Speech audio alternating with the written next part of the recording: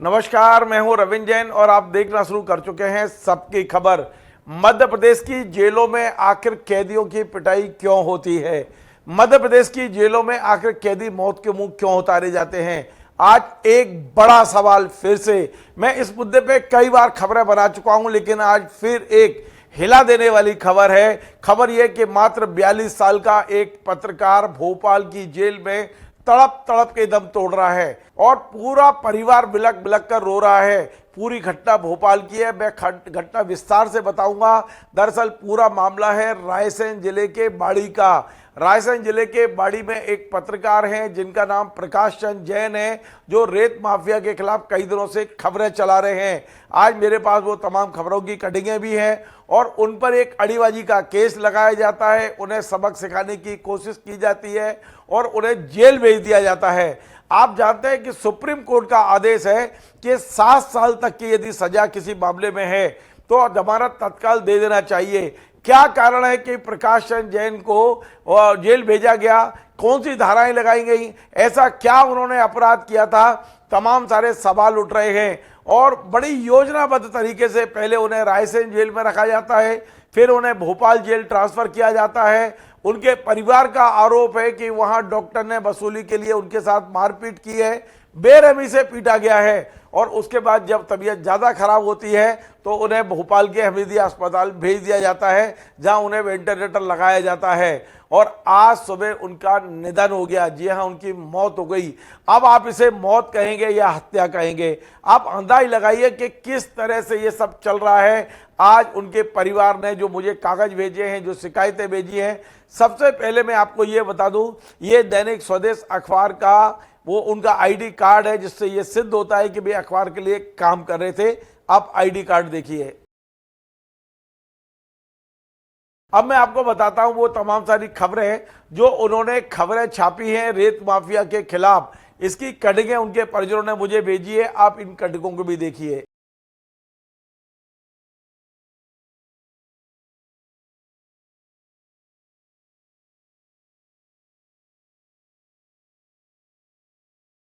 आपने देखा। अब मैं आपको बताता हूं, जब ये व्यक्ति मरणासन स्थिति में आ गया तब इनके परिवार को सूचना दी गई।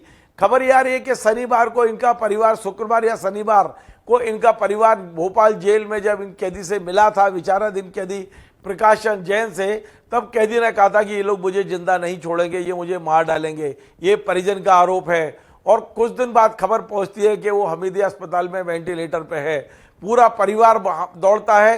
ये मैं कुछ वीडियो दिखा रहा हूं, जो परिवार हमीदिया अस्पताल पहुंचा है तब तक ये प्रकाश चंद जैन जिंदे थे, लेकिन उसके बाद में आज सुबह इनके मौत की खबर आई है। वो वीडियो में मैं दिखाता हूं कैसे उनकी बच्चियां, उनकी पत्नी, उनके परिवार के लोग हमीदिया अस्पताल में उन्हें बचाने की पूरी कोशिश करते हैं।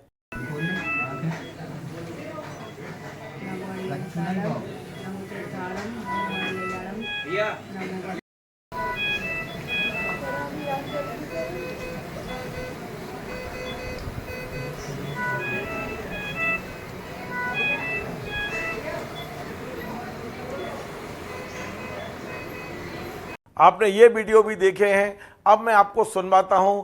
ये जो प्रकाश चंद जैन के भाई हैं सुरेंद्र जैन, उनका साफ साफ कहना है कि मेरे भाई की हत्या हुई है। मेरे भाई पर कोई आरोपी नहीं है। मरने से पहले भाई ने कई बार कहा कि मेरे घर के सीसीटीवी चेक कराओ।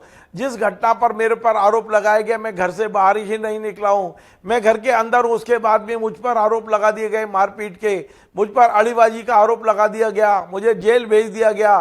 टोटल झूठा मामला बनाया गया और झूठा मामला नहीं बनाया गया, उनकी हत्या होने तक ये सारे षड्यंत्रकारी लगे रहे। इस तरह का आरोप उनके भाई का है। मैं सुनवाता हूं। अब से कुछ देर पहले उन्होंने हमारे संवाददाता से जो बात की है। प्रकाश चंद जैन मेरा छोटा भाई था और छोटू वो पत्रकारिता करता था बाड़ी में, और वो अक्सर पुलिस प्रशासन के खिलाफ और रेत माफियाओं के खिलाफ खबरें लगाता था।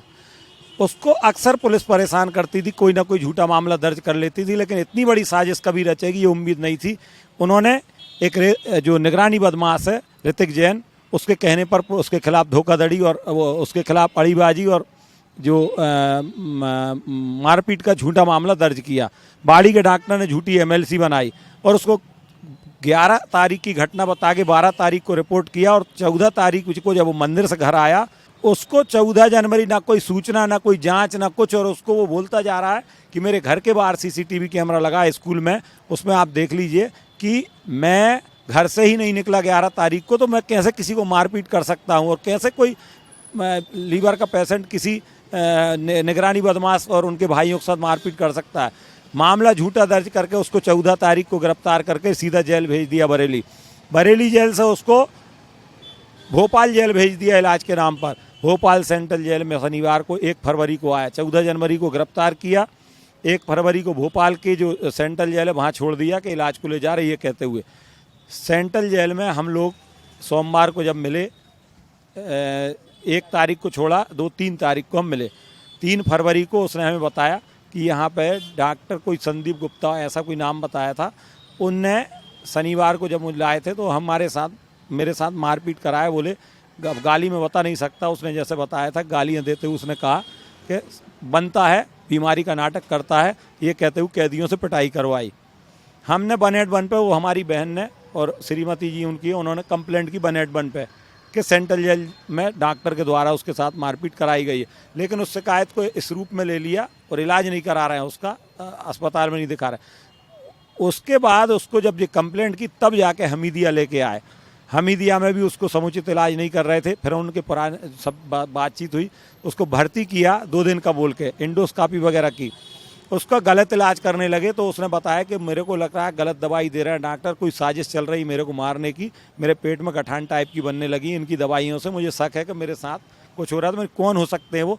तो बोला कि जो हमारे खिलाफ रिपोर्ट किया, झूठा केस बनवाया, उसके परिचित है ऋतिक जैन, फरियादी ऋतिक जैन जो झूठा मामला दर्ज कराया, वो शैलेंद्र जैन डॉक्टर, कोई बक्सी डॉक्टर उसका परिचित है, और ये सब एक साजिश के तहत मेरे खिलाफ हो रहा है, मुझे बचा लो, यहाँ से मुझे निकाल लो, या तो मुझे कल बरेली जेल वापस भेज दो या एम्स हमीदिया मत भेजना। और इन्होंने यहाँ से भेज दिया। अभी हम उससे आखिरी बार मिले हैं शनिवार को। शनिवार को जब हम मिलने गए पता चला उसे हमीदिया लाए हैं। हमीदिया से हम जब उससे आए मिलने को कि जहाँ मिल जाएगा शायद, तो पता चला वापस चला गया। फिर हम वापस पहुँचे, तब उससे मुलाकात हुई तो उसने बताया कि रात को मुझे चक्कर से आए थे, मुझे बहुत परेशान कर रहे हैं, प्रताड़ित कर रहे हैं, मुझे बचा लो भैया, मुझे हमीदिया मत भेजना। लेकिन आज यहाँ से फिर हमीदिया ले गए तो डॉक्टर मुझसे बोल दिया कि तू क्यों बार बार आ जाता, तू 10 दिन में मर जाएगा। तो वो रो रहा था, रोते हुए बोल रहा था भैया मेरे को बचा लो, भैया मेरे को बचा लो, मेरे को या तो बरेली जेल वापस भेज दो या एम्स में इलाज के लिए भेज दो, हमीदिया वाले डॉक्टर मेरे को मार डालेंगे, ये सब मिले हुए हैं, कोई साजिश मेरे खिलाफ बहुत बड़ी चल रही है। और मेरे को कह लगे चाहे पटवा जी से मिलो चाहे कहीं मिलो, रविवार को तुम यही काम कर लेना पूरा, और मुझे बरेली जेल या एम्स में भेज देना, हमीदिया मत भेजना, और मुझे सोमवार को फिर मिल के बता के जाना, तुम कहीं जाना मत भोपाल से, ये बोला। हम इसलिए भोपाल में ही बहन के यहाँ रुके।